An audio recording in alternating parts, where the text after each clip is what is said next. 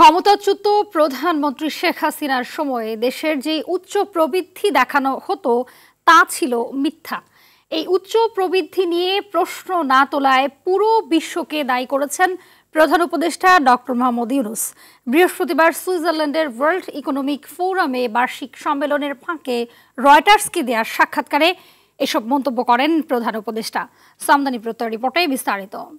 বসুন্ধরা ডায়াপেন্ট এখন আরো উন্নত। এই hot air through top sheet দ্রুত শোষণ করে সোনামণিকে দেয় কোমল অনুভূতি। ওয়ার্ল্ড ইকোনমিক ফোরামের বার্ষিক সম্মেলনে অংশ নিতে সুইজারল্যান্ডে অবস্থান করছেন প্রধান উপদেষ্টা ডক্টর মোহাম্মদ ইউনূস। সম্মেলনের এক ফাঁকে ব্রিটিশ বার্তা সংস্থা রয়টার্সকে সাক্ষাৎকার দেন তিনি। সাক্ষাৎকারে দেশের অর্থনীতি, ভারতের সঙ্গে সম্পর্ক ও ছাত্র আন্দোলন নিয়ে কথা বলেন।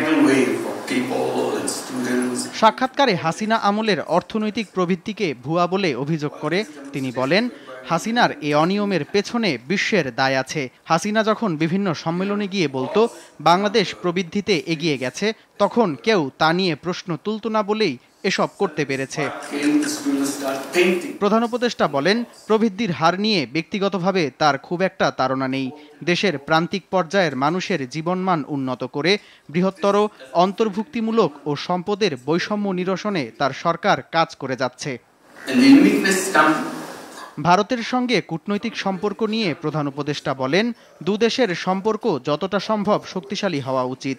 এছাড়া দিল্লির সঙ্গে ঢাকার দূরত্ব তাকে মর্মাহত করে বলেও মন্তব্য করেন ডক্টর ইউনূস।